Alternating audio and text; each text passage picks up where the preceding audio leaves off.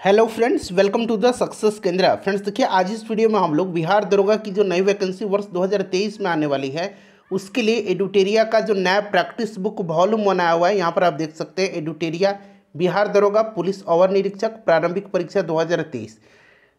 Total इसमें 15 model practice sets हैं, यानी कि टोटल 15 सेट्स है और यह पूरी तरह से परीक्षा पद्धति पर आधारित है।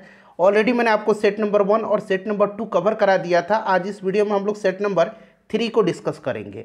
तो चलिए फ्रेंड्स, बिना देरी किए हुए सेशन आज का स्टार्ट करते हैं। पहले प्लीज़ वीडियो को लाइक कर दीजिए और जब सेशन समाप्त होगा तो इसे कम से कम एक ग्रुप में, जहाँ कहीं भी आप हैं, चाहे वह फेसबुक ग्रुप हो, व्हाट्सएप ग्रुप हो या टेलीग्राम ग्रुप हो, वहाँ पर जरूर शेयर कर दीजिएगा। फ्रेंड्स, जैसे मैंने आपको बताया कि आज इस वीडियो में हम लोग बिहार दरोगा की जो नई वैकेंसी वर्ष 2023 में आने वाली है उसके लिए एडुटेरिया का जो नया प्रैक्टिस बुक वॉल्यूम बनाया हुआ है उसका सेट नंबर हम लोग 3 डिस्कस करेंगे। ध्यानपूर्वक वीडियो को अंत तक देखिएगा और वीडियो के लास्ट में आप सभी लोग अपना अपना स्कोर जरूर कमेंट करके बताइएगा।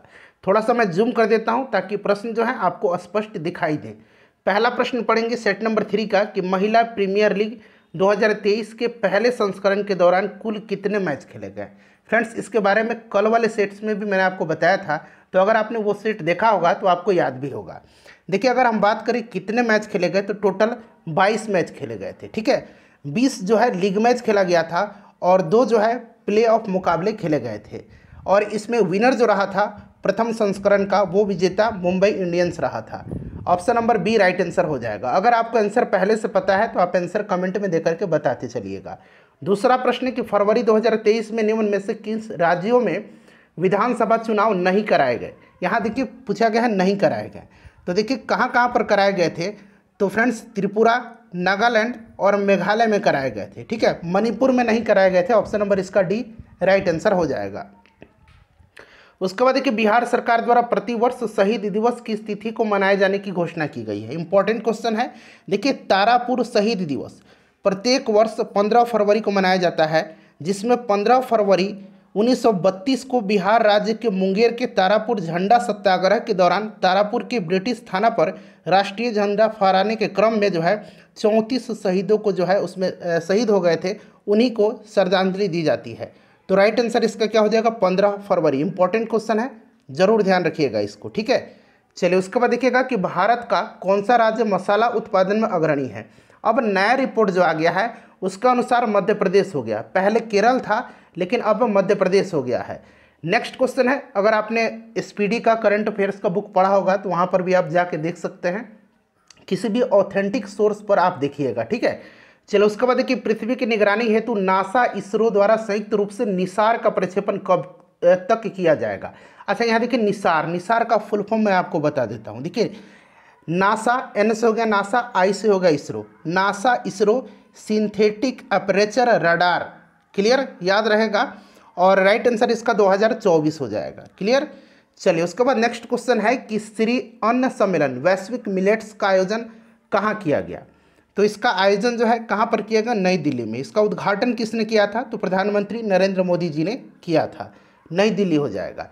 फ्रेंड्स, आपने दूसरे जगह भी सेट्स लगाया होगा ये वाला, लेकिन यहाँ पर आप लगा रहे हैं अभी। आप देखिए वहाँ से और यहाँ पर कितना डिफरेंस है।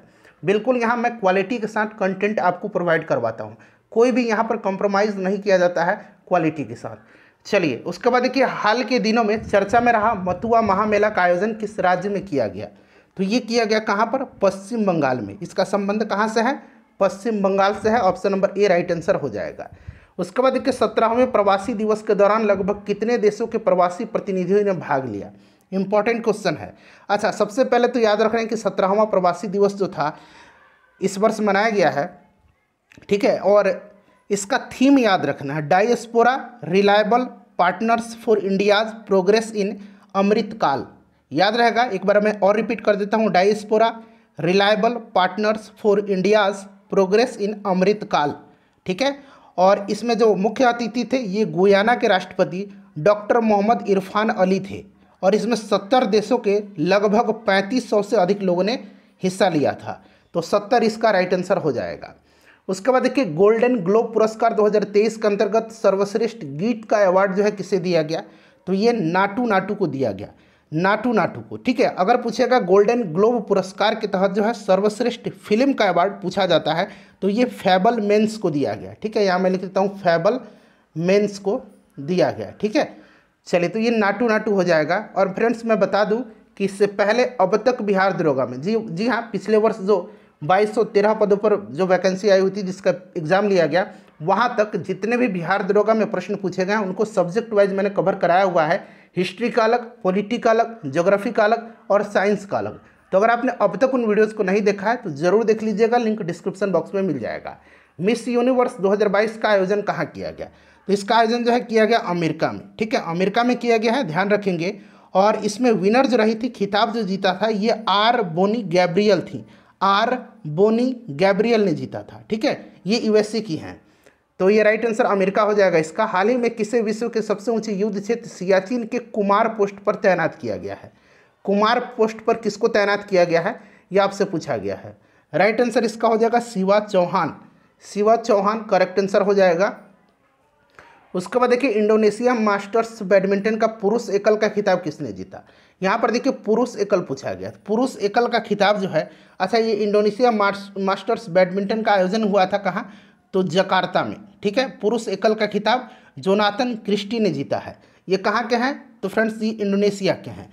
वहीं अगर महिला एकल का खिताब पूछता तो आन से यंग, यहाँ मैं लिखता हूँ आन से यंग ने जीता है महिला एकल की खिताब। ये कहाँ की है? तो ये साउथ कोरिया की हैं, दक्षिण कोरिया की हैं, ठीक है। और जोनाथन क्रिस्टी कहाँ के हैं? ये इंडोनेशिया के हैं। अंतर्राष्ट्रीय महिला दिवस 2023 का विषय क्या है? अंतर्राष्ट्रीय महिला दिवस जो है यह मनाया जाता है प्रत्येक वर्ष 8 मार्च के दिन। 8 मार्च के दिन मनाया जाता है। इसका थीम जो है इस वर्ष क्या है? Digital innovation and technology for gender equality. Option number A right answer हो जाएगा इसका। स्टैचू ऑफ बिलीफ प्रतिमा कहाँ संबंधित है? तो ये भगवान शिव से संबंधित है। कहाँ है ये भी पूछा जा सकता है, तो राजस्थान में है, ठीक है, ध्यान रखेंगे। तो ये आपका भगवान शिव से। उसके बाद देखिए, क्वाड शिखर सम्मेलन 2023 का आयोजन कहाँ किया जाएगा? 2023 का, अच्छा 2022 में इसका आयोजन किया गया था जापान में।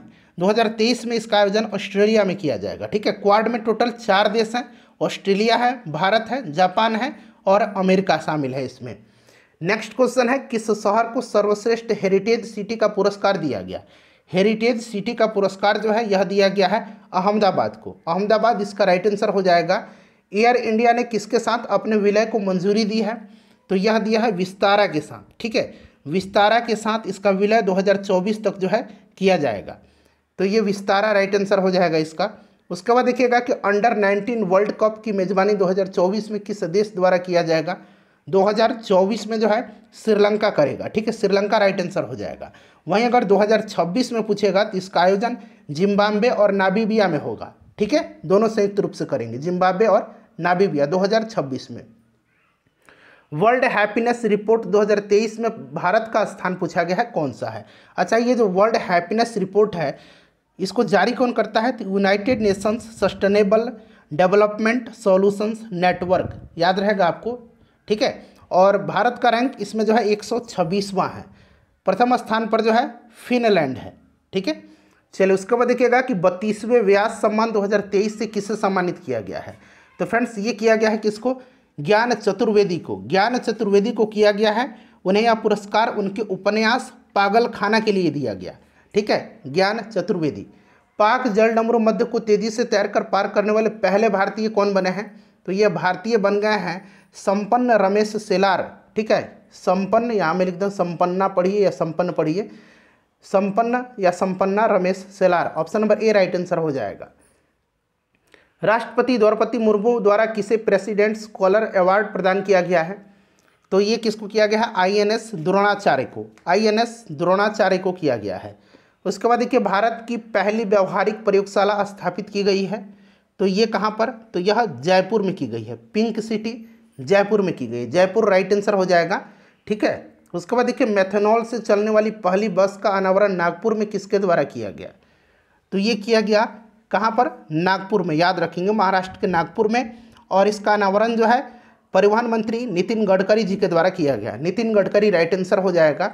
उसके बाद देखिए, हाल ही में इला भट्ट का निधन हो गया। उनका संबंध किस क्षेत्र से है?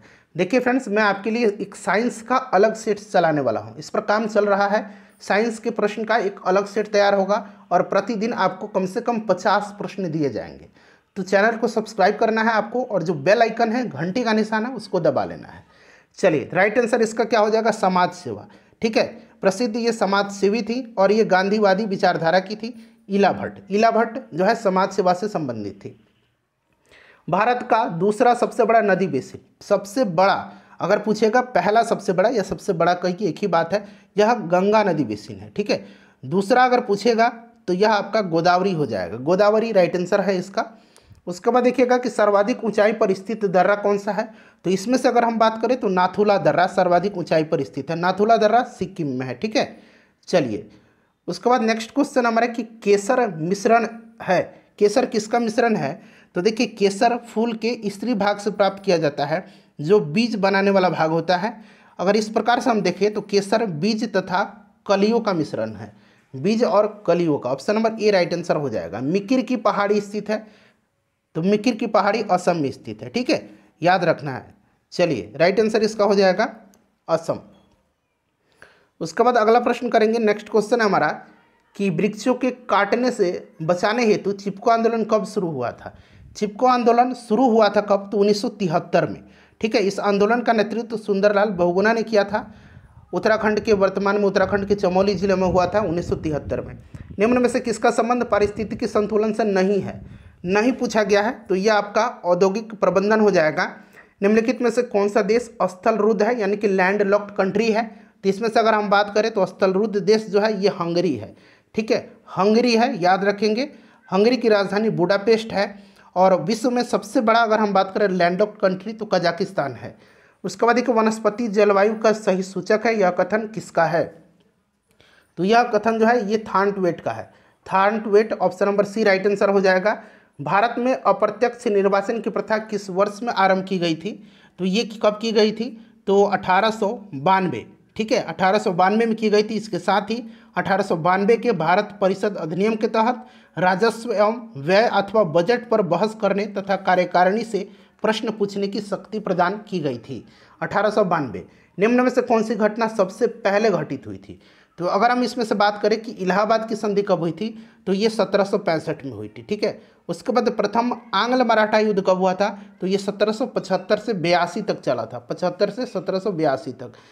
उसके बाद तीसरा मैसूर युद्ध जो है यह 1790-92 हो जाएगा आपका। और सालबाई की जो संधि है यह 1782 हो जाएगा। ठीक है, तो राइट आंसर इसका क्या हो जाएगा? इलाहाबाद की संधि सबसे पहले घटित हुई थी। चलिए, उसके बाद 36 नंबर क्वेश्चन है हमारा कि निम्नलिखित में से किस एक ने सुभाष चंद्र बोस को देश नायक कह करके संबोधित किया था? देश नायक कहा था किसने?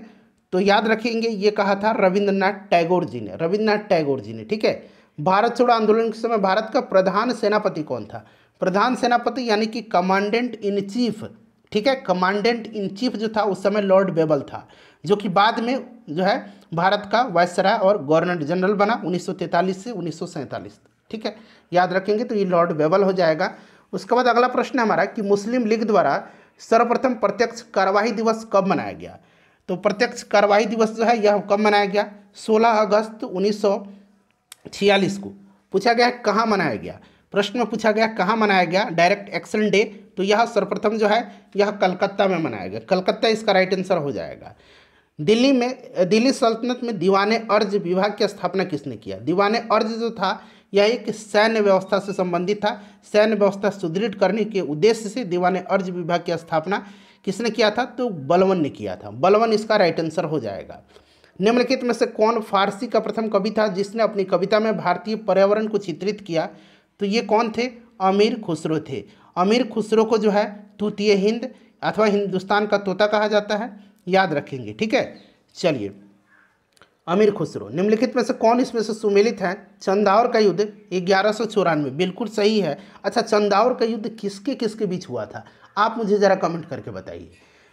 तैमूर का आक्रमण, ये भी सही है। तालीकोटा का युद्ध 1565। तालीकोटा का युद्ध आपको याद होगा विजयनगर के पतन का कारण माना जाता है, विजयनगर साम्राज्य का। तो सारे सुमेलित हैं, इनमें से सभी इसका राइट आंसर हो जाएगा। ये वाला बताइए कमेंट करके, चंदाौर का युद्ध किसके किसके मध्य हुआ था? जौनपुर की स्थापना किस शासक द्वारा की गई थी? तो ये किया था किसने? फिरोज शाह तुगलक ने अपने चचेरे भाई जौना खान की स्मृति में किया था। सिराज ए हिंद के नाम से जो है इसको जाना जाता है। सिराज ए हिंद जौनपुर का ऐतिहासिक नाम है, सिराज ए हिंद। ठीक है, तो ये फिरोज शाह तुगलक हो जाएगा। भारत में मानव का सर्वप्रथम साक्ष्य कहाँ मिलता है? तो ये नर्मदा घाटी में मिलता है। ठीक है, नर्मदा घाटी में मिलता है, याद रखेंगे। ठीक है, चलिए नर्मदा घाटी हो जाएगा। सैन्य सभ्यता के महान स्नानागार कहाँ से प्राप्त हुआ है? सिंपल सा क्वेश्चन है, मोहनजोदाड़ो से। ठीक है, मोहनजोदाड़ो से प्राप्त हुआ है। चलिए मोहनजोदाड़ो हो जाएगा। किस शासक द्वारा सर्वप्रथम पाटलिपुत्र का राजधानी के रूप में चयन किया गया? तो ये उदयन था, उदयन था, उदयन इसका राइट आंसर हो जाएगा। पाटलिपुत्र को राजधानी इसी ने सर्वप्रथम बनाया। उसके बाद देखिएगा कि भारतीय संविधान को संविधान सभा के द्वारा कब अंगीकृत किया गया? तो ये सिंपल सा क्वेश्चन 26 नवंबर 1949 को। उसके बाद नेक्स्ट क्वेश्चन करेंगे कि निम्नलिखित में से कौन सा विषय समवर्ती सूची का है? इसमें से समवर्ती सूची जो है कौन सा है? तो जनसंख्या नियंत्रण एवं परिवार नियोजन जो है ये समवर्ती सूची है। पुलिस, लोक स्वास्थ्य एवं स्वच्छता ये जो है किसके विषय हैं? तो ये राज्य सूची के अंतर्गत आते हैं। ठीक है, चलिए नेक्स्ट क्वेश्चन है 48 नंबर। भारतीय संविधान का कौन सा भाग संविधान की आत्मा कहलाता है? तो आपको पता है कि यह उद्देशिका है, उद्देशिका को। ठीक है, चलिए उद्देशिका इसका राइट आंसर हो जाएगा। और बाबा साहब अम्बेडकर ने संवैधानिक उपचारों के अधिकार को संविधान की आत्मा और हृदय कहा है, तो यहाँ पर उद्देशिका हो जाएगा। भारतीय संविधान का कौन सा अनुच्छेद केंद्रीय सतर्कता आयोग का वर्णन करता है? यह आर्टिकल जो है कौन सा है बताइए। देखिए, केंद्रीय सतर्कता आयोग का गठन जो है 1964 में केंद्र सरकार के द्वारा पारित एक प्रस्ताव के तहत हुआ था। ठीक है, संस्थानम समिति की सिफारिश पर इसका गठन हुआ था। इनमें से कोई नहीं इसका राइट आंसर हो जाएगा। भारतीय संसद की सबसे बड़ी समिति कौन सी है? तो ये समिति जो है ये प्राकलन समिति है। इसमें सदस्यों की संख्या 30 होती है। ठीक है, और केवल जो है इसमें लोकसभा के सदस्य होते हैं। कार्यकाल 1 वर्ष का होता है। तो प्राकलन समिति। प्रत्येक राज्य में लोकसभा तथा विधानसभा की सीटों का निर्धारण परिसीमन आयोग द्वारा किया जाता है। इस परिसीमन आयोग में कब तक हस्तक्षेप नहीं किया जाएगा? तो देखिए ये 2026 तक नहीं किया जाएगा। ठीक है, 2026 तक जो है इसमें कोई भी कमी या वृद्धि नहीं की जाएगी, 2026 हो जाएगा। उसके बाद देखिए संविधान के अंतर्गत उच्चतम न्यायालय से विधि के प्रश्न पर राय लेने का अधिकार जो है यह राष्ट्रपति को है। ठीक है, याद रखेंगे किसको है? तो राष्ट्रपति को है। ऑप्शन नंबर इसका आपका बी राइट आंसर हो जाएगा। अनुच्छेद 143 के तहत जो है भारत के राष्ट्रपति को विधि या तथ्य के व्यापक महत्व के प्रश्न पर जो है सर्वोच्च न्यायालय से यानी कि सुप्रीम कोर्ट से परामर्श लेने की शक्ति प्रदान की गई है। नेक्स्ट क्वेश्चन है कि राज्य का कार्यकारी प्रधान जो है, कार्यकारी अध्यक्ष या संवैधानिक प्रमुख कौन है? सिंपल सा क्वेश्चन है, राज्यपाल है। ठीक है, अनुच्छेद 154 के अनुसार राज्य की कार्यपालिका शक्ति राज्यपाल में निहित होगी, जिसका प्रयोग वह इस संविधान के अनुसार स्वयं या अपने अधीनस्थ अधिकारियों के माध्यम से करेगा। ठीक है, इस प्रकार से अगर देखा जाए तो राज्य सरकार का संवैधानिक प्रमुख कौन होगा? तो राज्यपाल होगा। सतत विकास के लिए आवश्यक है, सतत विकास के लिए जो है इसमें से जितने भी दिए गए हैं, जैविक विविधता का संरक्षण, प्रदूषण पर नियंत्रण, निर्धनता को घटाना, ये सभी हैं। उसके बाद देखिए वर्षा की मात्रा निर्भर करती है। वर्षा की मात्रा जो है यह वायुमंडल की नमी पर निर्भर करती है। ऑप्शन नंबर इसका बी राइट आंसर हो जाएगा, वायुमंडल की नमी पर। ठीक है, चलिए नेक्स्ट क्वेश्चन है हमारा कि नगरीकरण एवं औद्योगिकरण हानिकारक है। तो ये हानिकारक जो है ये किसके लिए हैं? तो संतुलन विकास के लिए, पर्यावरण एवं पारिस्थितिकी के लिए, जैव विविधता के संरक्षण के लिए, उपरोक्त सभी के लिए। अगला प्रश्न है, और देखिए पीडीएफ आपको टेलीग्राम पर दे दिया जाएगा, अभी दिया नहीं गया है, हो सकेगा आज रात तक दे दिया जाए। ठीक है, लिंक आपको डिस्क्रिप्शन बॉक्स में मिल जाएगा, टेलीग्राम का जुड़ जाइए। देखिए साइलेंट वैली परियोजना निम्नलिखित में से किस राज्य से संबंधित है? तो यह केरल से संबंधित है। ठीक है, शांत घाटी, चलिए साइलेंट वैली केरल हो जाएगा। भारत के सबसे अधिक जैव विविधता संपन्न क्षेत्र कौन सा है? तो ये पश्चिमी घाट है। ठीक है, पश्चिमी घाट राइट आंसर हो जाएगा। चलिए 59 नंबर क्वेश्चन देखिए, इलेक्ट्रा गोल्ड कप किस खेल से संबंधित है? इलेक्ट्रा गोल्ड कप जो है यह टेबल टेनिस से संबंधित है। टेबल टेनिस राइट आंसर हो जाएगा। निम्नलिखित में से कौन सा देश सार्क का सदस्य नहीं है? ठीक है, 1985 सार्क की स्थापना, 8 देश सदस्य हैं, भारत, पाकिस्तान, बांग्लादेश, नेपाल, भूटान, श्रीलंका, मालदीव और अफगानिस्तान। इसमें म्यांमार नहीं है। नेक्स्ट क्वेश्चन है कि वह रेखा जो धूप के समान अवधि वाले स्थानों को मिलाते हुए खींचा जाता है उसको कहा जाता है आइसोहेल। उसको आइसोहेल कहा जाता है, ठीक है, आइसोहेल कहा जाता है, ध्यान रखेंगे। अच्छा, आइसोथर्म जो है यह समान तापमान के स्थानों को मिलाते हुए खींची जाने वाली समताप रेखाएं होती हैं। उसके बाद आइसोबार यानी कि हिंदी में समदाब रेखाएं समान दाब को, ठीक है, और आइसोहेलाइन समान लवणता को दर्शाने वाली होती है। चलिए उसके बाद देखिए इनमें से कौन सा लोक नृत्य छत्तीसगढ़ राज्य का है? तो देखिए पंडवानी, नवरानी, डागला, ये आपका हो जाएगा option number A right answer हो जाएगा, ठीक है फ्रेंड्स। लाहो और बांग्ला जो है यह आपका मेघालय का हो जाएगा। छपेली, महाथू, डांगू जो है यह आपका हिमाचल प्रदेश का हो जाएगा, ठीक है। रासलीला, नौटंकी, कजरी ये उत्तर प्रदेश हो जाएगा। अंतर्राष्ट्रीय खेल दिवस कब मनाया जाता है? सिंपल सा क्वेश्चन। अंतर्राष्ट्रीय खेल दिवस जो है, अंतर्राष्ट्रीय पूछा गया है, राष्ट्रीय नहीं। राष्ट्रीय खेल दिवस 29 अगस्त के दिन मनाया जाता है, अंतर्राष्ट्रीय 6 अप्रैल के दिन। संगीत नाटक अकादमी की स्थापना कब हुई थी? 1950 बताइए 3 में हुई थी। ललित कला अकादमी की स्थापना 1954 में हुई थी। साहित्य अकादमी की 1954 में, तो ये 1953 हो जाएगा। ललित कला पूछेगा तो 1954 और साहित्य अकादमी भी 1954। असम राइफल का मुख्यालय कहाँ पर स्थित है? तो ये शिलोंग में स्थित है, ठीक है। शिलोंग कहाँ पर है? तो मेघालय में है। उसके बाद देखिएगा एम्पियर सेकंड निम्नलिखित में से किसकी इकाई है? एम्पियर सेकंड जो है यह इकाई है किसकी? आवेश की, ठीक है, आवेश की इकाई है, ठीक है। चलिए आवेश राइट आंसर हो जाएगा। नेक्स्ट क्वेश्चन कर लेंगे कि मानव शरीर के कौन से दो मुख्य अंगों में काफ़ी मात्रा में चुंबकीय क्षेत्र उत्पन्न होता है? तो ये आपका मस्तिष्क है और हृदय है, ठीक है। चलिए तो ये मस्तिष्क और हृदय यहाँ पर दिया गया है। प्रत्यावर्ती धारा का आविष्कार किस वैज्ञानिक के द्वारा किया गया? तो फ्रेंड्स ये किया गया निकोला टेस्ला के द्वारा, ठीक है, निकोला टेस्ला के द्वारा। तो निकोला टेस्ला हो जाएगा। उसके बाद देखिए विभवांतर को स्थिर रखते हुए एक परिपथ का प्रतिरोध आधा कर दिया जाए तो धारा पर क्या प्रभाव पड़ेगा? तो धारा दुगुनी हो जाएगी। क्या होगा? धारा दुगुनी हो जाएगी। निकाल के आप देख लीजिएगा, V = IR पर आप करके फॉर्मूला पर पुट करके एक बार रख के देख भी सकते हैं, दुगुनी हो जाएगी। चलो उसके बाद देखिए निम्नलिखित में से किस रंग का विचलन कोण सबसे कम होता है? सबसे कम जो है लाल रंग का होता है। क्यों? क्योंकि इसका तरंग दैर्घ्य सबसे अधिक होता है, तो लाल होगा इसका राइट आंसर। जिसका तरंग दैर्घ्य सबसे कम होगा, ठीक है, उसका विचलन सबसे अधिक होगा, ध्यान रखेंगे। चलो उसके बाद देखिएगा कि यदि एक वास्तविक वस्तु का प्रतिबिंब बनाने के लिए उत्तल दर्पण का उपयोग किया जाता है तो निम्नलिखित में से कौन सा कथन गलत है? गलत पूछा गया है इसमें से, तो राइट आंसर इसका प्रतिबिंब वास्तविक होगा, ये गलत दिया गया है, ठीक है। प्रतिबिंब जो होता है उत्तल दर्पण में प्रतिबिंब छोटा, सीधा, आभासी ये सब होता है, ठीक है।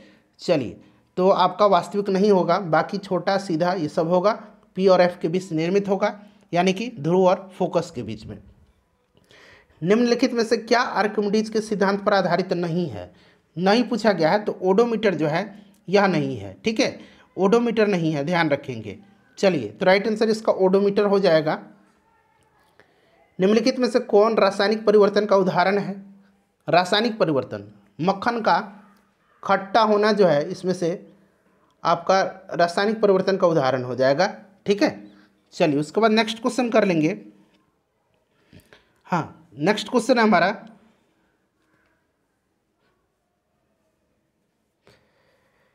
निम्नलिखित में से कौन सा एक ऊर्ध्वपातक पदार्थ नहीं है? बताइएगा। ऊर्ध्वपातक पदार्थ इसमें से सोडियम सल्फेट नहीं है, ठीक है, सोडियम सल्फेट हो जाएगा। कपूर, नैप्थलीन, अमोनियम क्लोराइड ये ऊर्ध्वपातक पदार्थ हैं। उसके बाद देखिएगा कि किसी एक तत्व का इलेक्ट्रॉनिक विन्यास 2 8 7 है। अब यहाँ से पकड़ लीजिए 2 8 10 और 7 17, यानी कि क्लोरीन है। सिंपल सा बात है, क्या है ये? तो यह क्लोरीन है। तो पूछा गया है कि इसकी संयोजकता क्या होगी? तो यहाँ देखिए एक ले लेगा तो ये क्या हो जाएगा? पूरा तरह से स्टेबल हो जाएगा, 8 हो जाएगा ये, तो आपका ये 1 हो जाएगा, ठीक है। चलिए उसके बाद नेक्स्ट क्वेश्चन कर लेंगे। अगला प्रश्न हमारा कि वे अम्ल जिनमें हाइड्रोजन के साथ ऑक्सीजन के अतिरिक्त अन्य अधात्विक तत्व होते हैं क्या कहलाते हैं? तो इनको क्या कहा जाता है? इनको कहा जाता है अनऑक्सी अम्ल। मिथाइल ऑरेंज का क्षारीय माध्यम में कैसा रंग होता है? तो ये पीला गुलाबी होता है, ठीक है, पीला गुलाबी होता है, पीला गुलाबी। एल्युमिनियम ऑक्साइड प्रकृति में कैसा होता है? तो ये उभयधर्मी होता है, ठीक है। उसके बाद नेक्स्ट क्वेश्चन है कि रासायनिक गुणों के मध्य मेंडलीफ ने किस तत्वों के साथ मिल करके बने यौगिकों पर ध्यान केंद्रित किया था। तो ये कौन थे, हाइड्रोजन और ऑक्सीजन थे, हाइड्रोजन और ऑक्सीजन। निम्नलिखित में से कौन सा तत्व आवर्त सारणी का सर्वाधिक विद्युत ऋणात्मक तत्व है। इंपॉर्टेंट क्वेश्चन है ये, आपका फ्लोरीन हो जाएगा, विद्युत ऋणात्मक तत्व, ठीक है, फ्लोरीन हो जाएगा, याद रखेंगे आप, फ्लोरीन करेक्ट आंसर इसका हो जाएगा। उसके बाद देखिए ग्रेफीन क्या है, तो ग्रेफीन जो है यह कार्बन का अपरूप है, ठीक है, कार्बन का अपरूप है। उसके बाद देखिए 82 नंबर क्वेश्चन कि यहाँ देखिए यूट्रोफिकेशन के परिणाम स्वरूप निम्न में से किसका न्यूनीकरण होता है। तो ये किसका न्यूनीकरण होता है, तो फ्रेंड्स ये होता है विलीन ऑक्सीजन का। उसके बाद देखिए निम्नलिखित में से कौन सा एक कीटभक्षी पौधा नहीं है, नहीं पूछा गया है, ध्यान दीजिएगा, कीटभक्षी पौधा इसमें से जो नहीं है ये आपका प्रोथैलस है। बाकी देखिए घटपर्णी, संडीव, वीनस फ्लाईट्रैप ये कीटभक्षी पौधे हैं। पहला वनस्पति विज्ञानी किसे कहा जाता है या माना जाता है, तो ये थियोफ्रेटस को, थियोफ्रेस्टस को, option number C right answer हो जाएगा। एंटीबायोटिक निम्नलिखित में से किस कवक से प्राप्त किया जाता है, तो यह किया जाता है पेनिसिलिन। निम्नलिखित में से कौन सा पादप हार्मोन कोशिका विभाजन से संबंधित है, तो ये कोशिका विभाजन साइटोकाइनिन हो जाएगा, ठीक है, साइटोकाइनिन, याद रखेंगे। चलिए उसके बाद नेक्स्ट क्वेश्चन हमारे कि श्वसन का पहला चरण ग्लूकोज का किसमें विखंडन है, तो पायरुवेट में, पायरुवेट हो जाएगा। निम्नलिखित में से कौन सा पौधा ब्रायोफाइटा समूह के अंतर्गत आते हैं, तो इसमें से आपका मार्केसिया हो जाएगा। चलिए उसके बाद नेक्स्ट क्वेश्चन है उस वाहिनी का नाम क्या है जो पुरुष के वृषण से निकलती है और शुक्राणु को शरीर में ले जाती है। तो इसका नाम क्या है, शुक्रवाहिका है, ठीक है, शुक्रवाहिका राइट आंसर इसका हो जाएगा। हमारी आँखों में लेंस का क्या काम है, लेंस का काम जो है ये आँख की फोकस दूरी को बदलना है, ठीक है, फोकस दूरी को बदलना है। फोकस दूरी कहाँ पर दिया गया, ऑप्शन नंबर सी इसका राइट आंसर हो जाएगा, ठीक है। चलो उसके बाद देखिएगा कि रक्त में पाया जाने वाला कौन सा घटक शरीर में ऑक्सीजन परिवहन के लिए जिम्मेदार होता है, ऑक्सीजन परिवहन के लिए। इसका आंसर मैं चाहता हूँ कि आप कमेंट करके बताएं, अपना स्कोर बताइएगा मैथ और रीजनिंग के प्रश्न को छोड़ करके। उसके बाद देखिएगा कि अदृश्य निर्यात का अर्थ होता है, अदृश्य निर्यात का अर्थ जो है यह होता है सेवाओं का निर्यात, ठीक है। चलिए उसके बाद देखिएगा कि छठी पंचवर्षीय योजना के दौरान निम्नलिखित में से कौन सा कार्यक्रम शुरू किया गया था, तो यह एकीकृत ग्रामीण विकास, ठीक है, छठी पंचवर्षीय योजना 1980 से लेकर के 1985 तक रहा था, इसको भी आप जरूर ध्यान रखेंगे, ठीक है। तो एकीकृत ग्रामीण विकास। उसके बाद देखिए प्रच्छन्न बेरोजगारी का सामान्यतः क्या अर्थ होता है, श्रमिक की सीमांत उत्पादकता शून्य है इसमें, ठीक है, option number C right answer हो जाएगा।